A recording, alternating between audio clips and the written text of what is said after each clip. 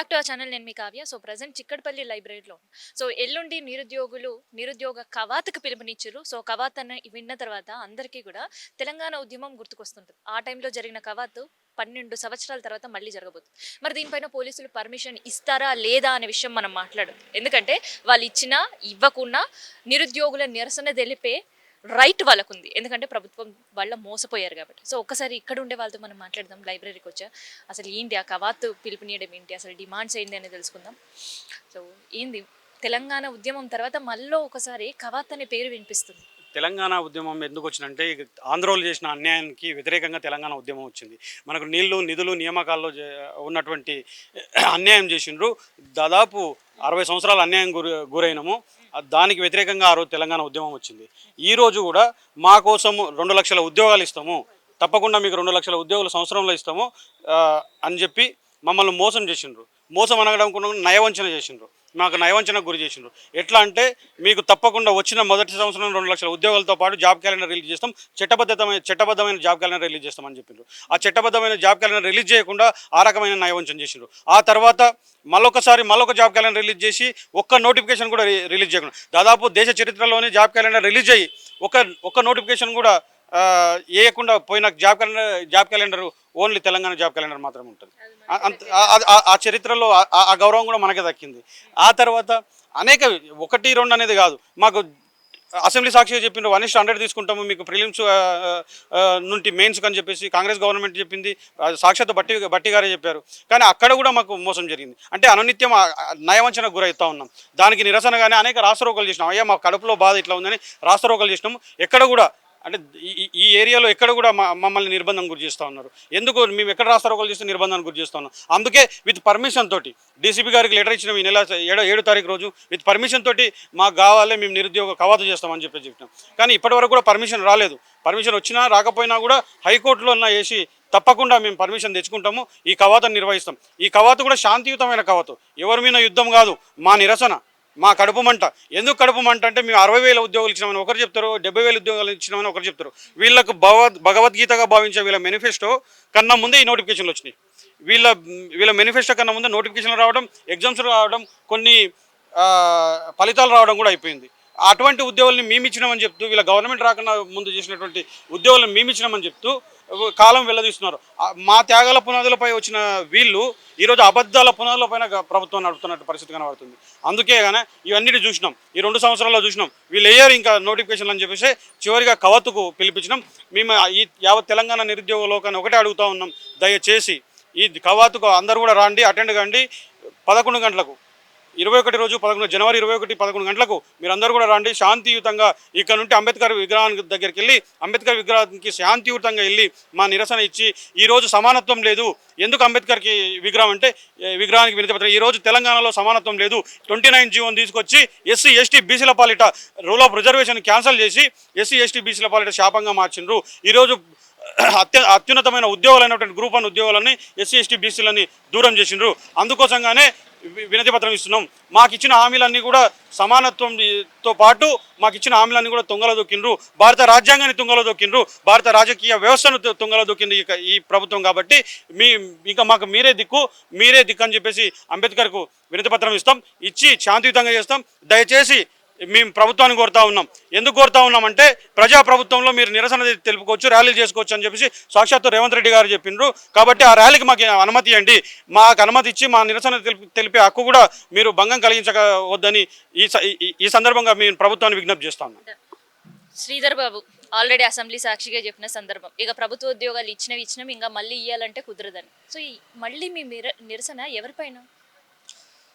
శ్రీధర్ బాబు చెప్పింది వాళ్ళ గవర్నమెంట్ వచ్చిన తర్వాత ఒక్క నోటిఫికేషన్ ఇట్లా వాళ్ళ సొంతంగా ఇట్లా ఇంతవరకు ఇవ్వలేదు. గత గవర్నమెంట్ ఇచ్చిన నోటిఫికేషన్ ఓన్లీ ఎగ్జామ్ పెట్టి అవి గవర్నమెంట్ జాబ్లు ఇచ్చారు. అవి ఎన్ని ఇచ్చారు? ఓన్లీ 30,000-40,000 ఇచ్చారు. అందులో 70,000 60,000 ఒకరు చెప్తారు. అంటే ఒక మంత్రి ఒక లేఖ చెప్తున్నారు, సీఎం ఇట్లా తప్పే చెప్తున్నాడు. ఈ గవర్నమెంట్ ఒక్క నోటిఫికేషన్ ఇట్లా వాళ్ళ ఆధ్వర్యంలో ఇవ్వలేదు. సో ఏమన్నారు, గవర్నమెంట్ వస్తే 2 లక్షల ఉద్యోగాలు ఇస్తామని అన్నారు. 1 ఇయర్లో 2 లక్షలు అన్నారు. 2 లక్షలు కాదు, 1000 ఉద్యోగాలు ఇట్లా వాళ్ళ ఈ గవర్నమెంట్లో ఇవ్వలేదు. ఆ రోజు నువ్వు మోసం మాటలు చెప్పినావు. 2 లక్షల ఉద్యోగాలు ఇస్తారన్నందుకు ఆ గత గవర్నమెంట్ ఇచ్చిన మోసం కాబట్టి ఈ గవర్నమెంట్ గెలిపించుకున్న అదే మళ్ళీ క్యాలెండర్ అన్నావు. క్యాలెండర్ ఎక్కడ పోయింది? క్యాలెండర్ ఏదో షెడ్యూల్ విడుదల చేసారు. మళ్ళీ ఇంతవరకు క్యాలెండర్ లేదు, 2 లక్షల ఉద్యోగాలు లేవు. నిరుద్యోగులు అనుకుంటే గత గవర్నమెంట్ ఏ విధంగా నష్టపోయింది, ఏ విధంగా వాళ్ళు పదవి దించేసినామో ఆ పవర్ ఏందో నీకు తెలుసా? ఆల్రెడీ నిరుద్యోగుల పవర్ నీకు తెలుసా? ఆల్రెడీ నిరుద్యోగుల పవర్ తెలిసి ఇట్లా మళ్ళీ నిరుద్యోగులని మోసం చేసి నిరుద్యోగులతోటి ఏదో వీళ్ళ నుంచి కాదు అని అనడం చాలా తప్పు. అది ఎందుకంటే గవర్నమెంట్ నిరుద్యోగులను తక్కువ అంచనా వేస్తుంది. ఆ రోజు నిరుద్యోగులతోటి ఎవరు బల్మూరి వెంకట కానీ, రియాజ్ సార్ కానీ, కోదండం సార్ కానీ ఆ రోజు నిరుద్యోగులను ఎమ్మడి పెట్టుకొని ఈ గత గవర్నమెంట్ మోసం చేసింది, నోటిఫికేషన్ లేవని వచ్చారు. ఆ రోజు ఈ రోజు ఎందుకు ఎక్కడ పోయారు వీళ్ళందరూ? ఆ రోజు నిరుద్యోగుల పక్షాన, ఈ రోజు నిరుద్యోగుల పక్షాన పదవులు వచ్చినాక పోయినవి అప్పుడే. ఇప్పుడు ఎందుకు మాట్లాడట్లేదు?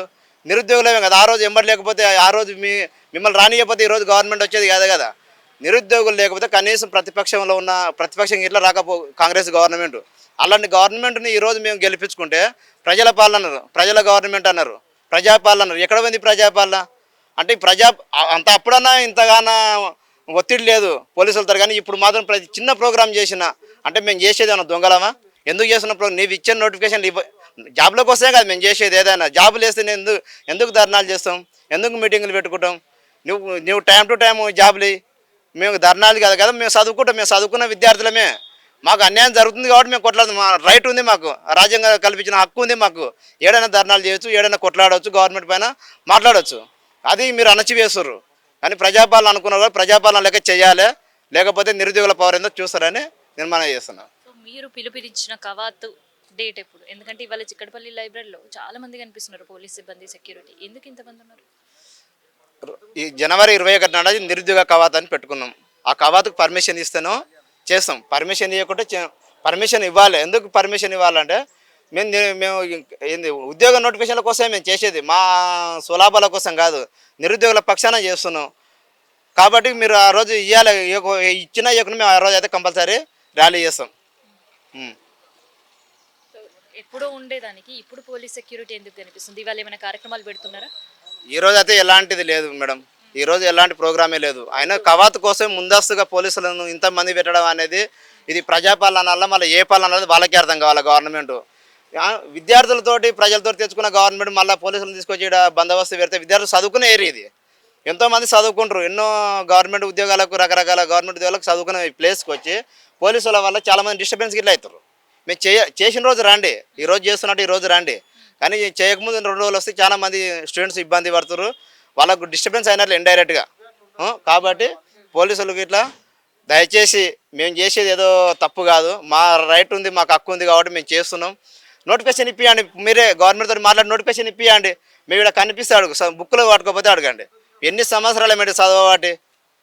దాదాపు 5-6 ఏళ్ళు చదవబట్టి. మాకు అరే ఇప్పుడు ఏమంటారు అంటే మీకే రాలే ఉద్యోగాలు వేరే వాళ్ళకి వచ్చినాయి అంటే 30 లక్షల మంది నిరుద్యోగులు ఉంటారు. నేను 33 లక్షల నిరుద్యోగులు 30 లక్షల ఉద్యోగాలు ఏం అంటలేను. ఎన్ని ఖాళీలు ఉన్నాయి అన్నీ ఇవ్వండి, వచ్చిన వాళ్ళకి వస్తుంది. అందరు రావాలని రూల్ లేదు. మీకు ఎన్నైతే వేకెన్సీ ఉన్నా అన్నీ ఇవ్వండి, మాకు శాతం అయితే రాసుకుంటాం, లేకపోతే లేదు. వచ్చిన వాళ్ళకి అయితే వస్తాయి కదా, అందరికీ ఏమని అంటలేము అని ఒక ఆశ ఉంటుంది కదా ఎవరికైనా. ఇప్పుడు ఒక రైతు ఒక వ్యవసాయం చేసినప్పుడు 10 రూపాయలు వస్తాయనే వ్యవసాయం చేస్తాడు, ఓట్లు వేస్తాడు. కానీ ఓసారి నష్టపోతుంది, ఒకసారి రావచ్చు, ఒకసారి రాకపోవచ్చు. అతైనా గవర్నమెంట్ ఉద్యోగమైనా మా ప్రయత్నం మేము చేస్తాం, మాకు వస్తారని తర్వాత విషయం. మిగతా విద్యార్థులకైనా వస్తాయి కదా, చదివేటోళ్ళ కోసం మేము చదువుకున్న విద్యార్థులమే. మేము ఎవరైనా దొంగలం కాదు, పొలిటికల్ లీడర్లం కాదు, ఒక సంఘాలు కాదు. కాబట్టి దయచేసి గవర్నమెంట్ నోటిఫికేషన్ ఇస్తే మంచిది. ఒక పక్క నోటిఫికేషన్స్ వేయమని మీరు అడుగుతున్నారు, ఇంకోవైపు చేస్తే ఆల్రెడీ నోటిఫికేషన్స్ కాదు, గ్రూప్ 2 గ్రూప్ 3కి సంబంధించిన నియామక పత్రాలు కూడా అందించామని ప్రభుత్వం అంటుంది. ఏంది వాస్తవానికి గత గవర్నమెంట్ ఇచ్చినటువంటి నోటిఫికేషన్ అన్నీ ఈ రేవంత్ రెడ్డి గారు ఏదైతే నియామక పత్రాలు ఇస్తుండో అవన్నీ కూడా గత గవర్నమెంట్ ఇచ్చినటువంటి నోటిఫికేషన్. గత గవర్నమెంట్లో కూడా లాస్ట్కు అంటే ఎలక్షన్ మూమెంట్లో మాత్రమే నోటిఫికేషన్ రిలీజ్ చేసినాయి. అప్పుడు ఇప్పుడు ఏమంటారు వీళ్ళంటే లైబ్రరీలని రాజకీయాలకు అడ్డగా మార్చుకున్నారని అంటారు. మేము చదువుకుంటే ఖచ్చితంగా జాబ్ కొట్టుకోపోవాలని చెప్పి లైబ్రరీలో ఉన్నటువంటి మేము లైబ్రరీకి పరిమితమైనటువంటి మేము రాహుల్ గాంధీ గారిని తోలుకొని వచ్చిన ఢిల్లీ నుంచి లైబ్రరీ దగ్గరకు తోలుకొచ్చి 2 లక్షల ఉద్యోగాలు ఇస్తాం, జాబ్ క్యాలెండర్ రిలీజ్ చేస్తాం, ఏడాదికి 2 లక్షల ఉద్యోగాలు ఇస్తాం, నిరుద్యోగ భృతి ఇస్తామని చెప్పి రాహుల్ గాంధీ గారిని తోలుకొచ్చి రాజకీయాలకు అడ్డగా మార్చారు, కాంగ్రెస్ మార్చారు. ఇప్పుడు వాళ్ళు ఏమంటారు, మీరు ఇచ్చినటువంటి హామీలు నెరవేర్చండి. 2 ఏళ్ళు అయింది, మరి గత గవర్నమెంట్ వేచి చూడంగా ఎలక్షన్ ముందు ఇచ్చారు. ఆ మూమెంట్లో మేము చదువుకోవాల్సినటువంటి ఆ పరిస్థితుల్లో బల్మూరు వెంకట్ కానీ, రియాజ్ కానీ, కోదండరాం కానీ వీళ్ళందరూ మా దగ్గరకు వచ్చారు. వాళ్ళు ఇచ్చింది డిఎస్ఎల్ 5,000 పోస్టులు. మేము అధికారంలోకి వస్తే 25,000 పోస్టులతోటి మెగా డిఎస్ ఇస్తాం, వాళ్ళు 46 జీవో తీసుకొచ్చారు, మేము రద్దు చేపిస్తాం అని చెప్పి వీళ్ళు చెప్పారు. మేము నమ్మినాం. సరే, ఈ కొన్ని నోటిఫికేషన్లు వేసిన అది కూడా 5 సంవత్సరాలు వెయిట్ చేసి వచ్చినటువంటి నోటిఫికేషన్ ఇది కాదు, మాకు ఖచ్చితంగా కాంగ్రెస్ గవర్నమెంట్ కావాలని చెప్పి మేము బుక్కులన్నీ పగబెట్టి కాంగ్రెస్ గవర్నమెంట్ తీసుకొచ్చినాం. వాళ్ళు ఏం మాట్లాడుతున్నారు, ఒక్క నోటిఫికేషన్ ఇవ్వకపోతే రేవంత్ రెడ్డి గారు ఉద్యోగాలు ఎక్కువ రోడ్ల మీద ధర్నా చేస్తున్నారంట. అంతెందుకు ప్రైవేట్ థియేటర్ ఓపెనింగ్ చేయడానికి వచ్చినటువంటి రేవంత్ రెడ్డి గారు మరి అధికారంలో పదవి ప్రమాణ స్వీకారం చేసినప్పుడు నిరుద్యోగుల వల్లనే వచ్చినానన్నాడు. మరి నిరుద్యోగుల వలన వస్తే మా సమస్యలు ఎందుకు వినట్లేదు, మమ్మల్ని ఎందుకు పట్టించుకోవట్లేదు? 70 సార్లు ఢిల్లీకి పోయినటువంటి వ్యక్తివి మా నిరుద్యోగులని ఒక్క నిమిషం ఎంత సెక్రటేరియట్ నుంచి వీడి వరకు 2 కిలోమీటర్లు ఉంటుంది, 2 కిలోమీటర్ల దూరం ఉన్నటువంటి మమ్మల్ని ఎందుకు కలవలేకపోతున్నాం సీఎం రేవంత్ రెడ్డి గారిని అడుగుతున్నాం. కాబట్టి వీళ్ళు మొన్న కూడా ఆయన మహబూబ్ నగర్ సభలో కూడా చెప్పిండు, త్వరలో నోటిఫికేషన్ అని చెప్పిండు. 2 ఏళ్ళు అయింది, ఇంకా త్వరలో కానీ ఉన్నాం. వాళ్ళు వేసినటువంటి ఏదైతే కమిటీలు ఉన్నాయో, ఖాళీలపై శాంతకుమార్ తోటి కమిటీ వేసారో, ఖాళీలపై కమిటీ ఇప్పటివరకు రిపోర్ట్ ఇవ్వలేదు, త్వరలో నోటిఫికేషన్ అంటారు. ఎట్లా నమ్మాలి అది? ఇంకా వీళ్ళు కూడా ఏమనుకుంటారంటే ఎలక్షన్ మూమెంట్లోనే నోటిఫికేషన్ ఇద్దామని ఫిక్స్ అయిపోయారు. కాబట్టి నిరుద్యోగ మిత్రులారా, ఎట్టి పరిస్థితుల్లో కాంగ్రెస్ పార్టీ చెప్పినటువంటి, కాంగ్రెస్ పార్టీ అంటే మీకు ఆల్రెడీ తెలుసు, తెలంగాణ ఉద్యమంలో డిసెంబర్ 9 తారీఖు తెలంగాణ ఇస్తున్నామని ప్రకటించి 23 తారీఖు వాపా తీసుకున్న చరిత్ర వీళ్ళది. కాబట్టి వీళ్ళు త్వరలో అనే మాట మాత్రం ఎట్టి పరిస్థితులు నమ్మొద్దు. మీరందరూ మాత్రం స్టడీ హాళ్ళు, లైబ్రరీలు పక్కకు పెట్టి రోడ్ల మీకు ఎక్కితే మన నోటిఫికేషన్లు వస్తాయి. లేకపోతే అంటే 10 మంది 20 మంది రోడ్ల మీద కొట్లాడుతుంటే వాళ్ళు కోవట్లను వివిధ పార్టీలకు సంబంధించిన వ్యక్తులు అని చెప్పి ముద్ర వేస్తున్నారు. ఆల్రెడీ ఇళ్లలో కూడా ఇన్వెస్టిగేషన్కి పంపిస్తున్నారు వీళ్ళు. అవును, మా ఊళ్ళోకి, మాది పెద్దవారు విలేజ్, గండిడి మండలం, మా విలేజ్ పోలీసు వాళ్ళు పోయారంట. వాళ్ళు అన్నారంటే, అబ్బాయి ఏం చేస్తారు, హైదరాబాద్లో వచ్చి అట్లా వేసి మన పార్టీకి సంబంధించిన వ్యక్తి అంటే కాంగ్రెస్ పార్టీకి సంబంధించినటువంటి వ్యక్తే. మొన్నటి వరకు కాంగ్రెస్ పార్టీకి సంబంధించి ప్రచారం చేసిండు, కాంగ్రెస్ పార్టీకి ఓట్లు వేయండి అని చెప్పి కరడు కట్టినటువంటి టీఆర్ఎస్ వాళ్ళ కాళ్ళు కూడా ముఖ్య ప్రయత్నం చేసిండు. ఆయన కాంగ్రెస్ పార్టీ అని చెప్పారంట. సో ఆయన మా ఊరు సర్పంచ్ చెప్తుండు, కాంగ్రెస్ పార్టీ కాబట్టి కాంగ్రెస్ పార్టీ అని చెప్పినాం. వీళ్ళు ఎక్కడ నిరుద్యోగులు అనేటోళ్ళు మొన్నటి వరకు కాంగ్రెస్ పార్టీ, వీళ్ళు 2 ఏళ్ళు అవుతుంది కాబట్టి ఒక 8 మంది నిరుద్యోగులు చనిపోయారు. గతం లోపల ప్రవళిక చనిపోతే మొత్తం అధికారంలోకి వచ్చినంత వరకు అదే హైలైట్ చేసుకొని ఇది చేసిన వాళ్ళు. మరి 8 మంది నిరుద్యోగులు చనిపోయారు, ఎక్కడ పెడతారు ముఖం కాంగ్రెస్ వాళ్ళు? ఈరోజు వాళ్ళ సమాధానం చెప్పాలి. ఈరోజు నోటిఫికేషన్ల కోసం ఒక్క నోటిఫికేషన్ వచ్చినా మేము 2 రోడ్ల మీద కనవడం, మా జీవితాలు నాగం అయిపోతున్నాయి, మాకు సానం నశించిపోయింది. ఊరికి కూర్చొని వీళ్ళు త్వరలో కనీసం ఒక పలానా టైంకి వేస్తామని ఒక కరెక్ట్ హామీ ఇస్తున్నట్టే మేము రోడ్ల మీకు వచ్చే పరిస్థితి ఉండదు. వీళ్ళు త్వరలో అని చెప్పి ఏదో ఎలక్షన్ మీద త్వరలో అని చెప్పి ఒక మాట వదిలేసి జనాలను అంతా నిరుద్యోగులు అంతా డైవర్ట్ చేసే పరిస్థితి. గతం లోపల జీపో చూసారు, పొంగులేటి శ్రీనివాసరెడ్డి జీపో వస్తుందని చెప్పి ప్రతి స్టేట్మెంట్ ఇచ్చిండు. తర్వాత ఏమైంది? తర్వాత ఏం లేదు, ఆల్రెడీ పాత వాళ్ళకే ఇచ్చేసినామని చెప్పి తర్వాత ఇప్పేసారు. సో ఇట్లా వీళ్ళు త్వరలో అనే మాట నమ్మితినట్టే నిరుద్యోగులు మనమందరం కూడా మళ్ళీ మోసపోయే అవకాశం ఉంది. 21వ తారీఖున మేము నిర్వహించిన నిరుద్యోగ కవాతుకు ప్రతి నిరుద్యోగి కూడా కథలు రావాలి. ఇప్పుడు మాకు సమస్యలు ఎవరు వింటలేరు, వినకపోగా కాంగ్రెస్ గవర్నమెంట్లో ఉన్నటువంటి ఎవరు కూడా సమస్యలు వింటలేరు, వినతి పత్రం కూడా తీసుకునే పరిస్థితి లేదు. కాబట్టి మా సమస్య వినాలని చెప్పి మేము వినతి పత్రాలను ఇద్దాం, చిన్న నిరసన ఇద్దాం అంటే పోలీసు వాళ్ళు మాకు వచ్చింది. ఇప్పుడు నిరుద్యోగులు వర్సెస్ పోలీసులు అయింది. పోలీసులు మాకు ఎందుకు మా స్థాయి నుంచే కదా వాళ్ళు ఆ స్థాయికి వెళ్ళింది. మేము ఏమంటున్నాం, ప్రభుత్వం మా గురించి పట్టించుకోవట్లేదు. 8 మంది నిరుద్యోగులు చనిపోయారు. ఇప్పుడు ఆర్థికంగా కానీ మానసికంగా నిరుద్యోగులు కుమిలిపోతున్నారు. కాబట్టి కనీసం ఈ పోలీసు వాళ్ళన్నా మరి నిరుద్యోగుల సమస్య ఉంది, ఇట్లా వాళ్ళని కలవండి అన్న వాళ్ళకి చెప్పింటే బాగుండే. ఇప్పుడు మేము లైబ్రరీలకు అసలు బయట కూడా వెళ్ళట్లేదు, పోలీసు వాళ్ళందరూ వచ్చి కానీ నిలబడ్డారు. ఏంది పరిస్థితి? గతం లోపల కూడా ఇంతమంది పోలీసులు ఇంత నిర్బంధాలు మేము ఎప్పుడు చూడలేదు. ఇప్పుడు లైబ్రరీల చుట్టూ యూనివర్సిటీ సర్క్యులర్ విధించారు ధర్నాలు చేయొద్దని. వాళ్ళే డైలీ వారానికి 7 రోజులు అంటే 7 రోజులు లైబ్రరీల చుట్టూ తిరిగినటువంటి వ్యక్తులు ఇప్పుడు వాళ్ళే సర్క్యులర్ విధించారు ధర్నాలు చేయొద్దు అని చెప్పి. ఏం చేయాలి అసలు? ఎవరు చెప్పుకోలే బాధలు? అయితే మీరేమో ఒక పక్క నోటిఫికేషన్స్ గురించి మాట్లాడుతున్నారు, ఇంకోవైపు ఏమో శ్రీధర్ బాబు అసెంబ్లీ సాక్షిగా చెప్పింది ఇక ప్రభుత్వ ఉద్యోగాలు అయిపోయినాయండి. ఇంకోవైపు వయో పరిమితి పెంచేటట్టు కసరత్తులు ప్రారంభించింది ప్రభుత్వం. ఏంటి ఈ మధ్యలో అసలు నోటిఫికేషన్స్ వస్తాయా? మీరు ఇంత ధర్నా చేస్తున్నారు, ర్యాలీస్ చేస్తున్నారు, మీ నిరసన వ్యక్తం చేస్తున్నారు. వాస్తవానికి శ్రీధర్ బాబు అట్లా అనడం నిజంగా చాలామంది నిరుద్యోగులు చాలా బాధ అనిపించింది. ఎందుకంటే మేనిఫెస్టో రాసినటువంటి వ్యక్తి శ్రీధర్ బాబు. వేరే వాళ్ళు అయితేనేమో ఓకే, కానీ ఈయన మేనిఫెస్టోలో 2 లక్షల ఉద్యోగాలు ఏడాదిలో భర్తీ చేస్తామని పెట్టిన వ్యక్తి ఈయన, జాబ్ క్యాలెండర్ రిలీజ్ చేస్తామని చెప్పి పెట్టిన వ్యక్తి ఈయన.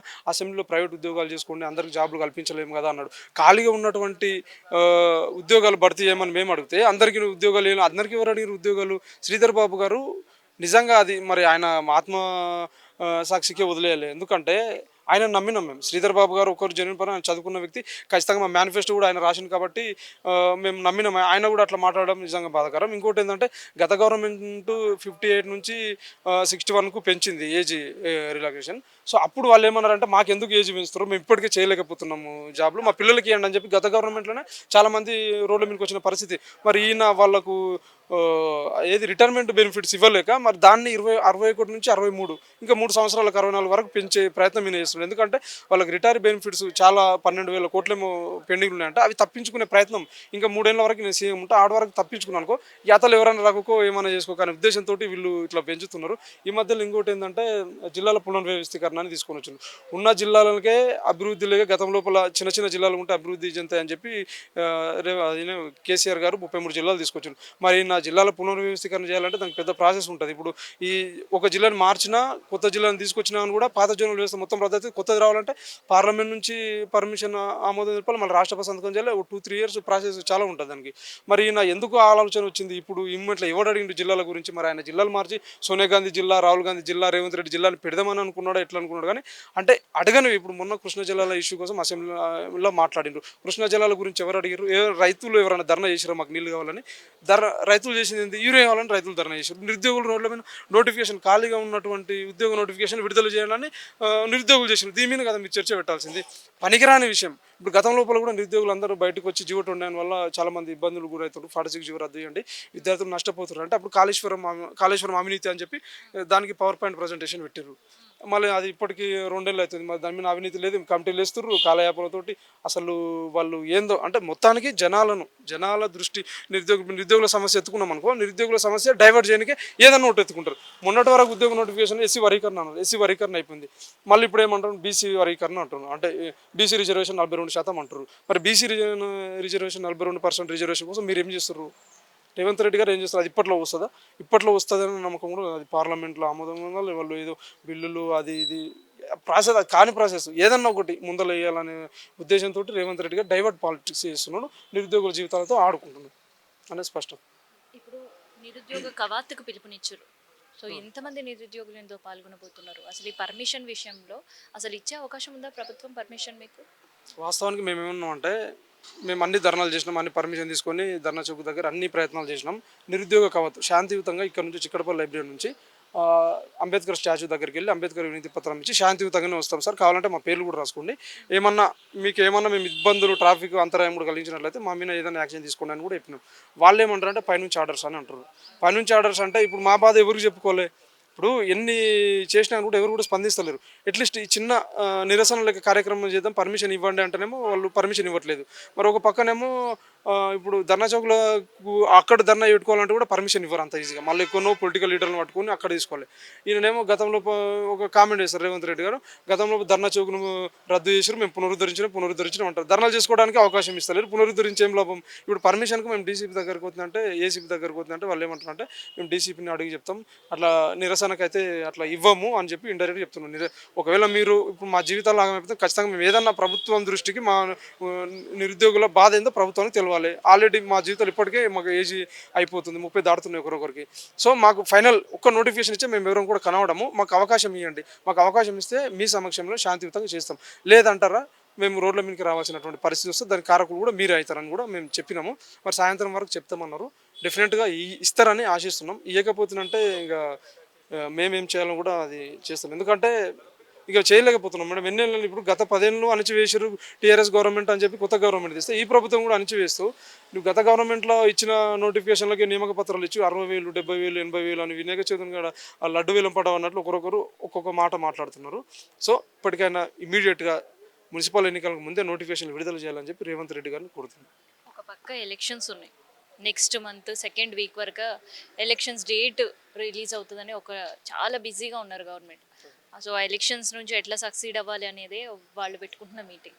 ఈ సందర్భంలో నిరుద్యోగుల గురించి మాట్లాడి, నిరుద్యోగుల నోటిఫికేషన్స్ గురించి మాట్లాడి అంత సమయం ప్రభుత్వం దగ్గర ఉందనిపిస్తుంది. మేడం ఒకటి ఏంటంటే మన సర్పంచ్ ఎలక్షన్లో సీఎం ఎవరైనా ప్రచారం చేస్తారా? రేవంత్ రెడ్డి గారు సర్పంచ్ ఎలక్షన్లో ప్రచారం చేయడానికి జరుగుతుంది. జూబ్లీహిల్స్లో చూసారు గల్లీ గల్లీకి తిరిగాడు రేవంత్ రెడ్డి గారు. ఇప్పుడు మున్సిపాలిటీలో కూడా నాకు తెలిసి గల్లీ గల్లీకి తిరుగుతాడు. మొన్న మెస్సీ వచ్చినప్పుడు ఢిల్లీ నుంచి పిలిపించారు. ఈ ప్రియాంక గాంధీ వాళ్ళ కొడుకుని రాహుల్ గాంధీ గారు కూడా వచ్చిపోయారు. అంతెందుకు థియేటర్ ఓపెనింగ్ చేయడానికి కూడా వచ్చింది. ఇంత టైము దొరికినటువంటి రేవంత్ రెడ్డికి కనీసం డిపాజిట్ రానటువంటి పరిస్థితులు మీరు ఉన్నప్పుడు మేము నిరుద్యోగులందరం కాళ్ళు మొక్కి ఊళ్ళల్లో పోయి వాళ్ళ నీళ్ళని మొక్కుని అధికారం ఇప్పించినాం కదా, కనీసం ఇంతనన్నా ఆత్మవిశ్వాసం ఎందుకు మీకు లేదు అని చెప్పి మేము అడుగుతున్నాం. రేవంత్ రెడ్డి గారికి ఎందుకు టైం లేదు మేడం? మస్తు టైం ఉంది.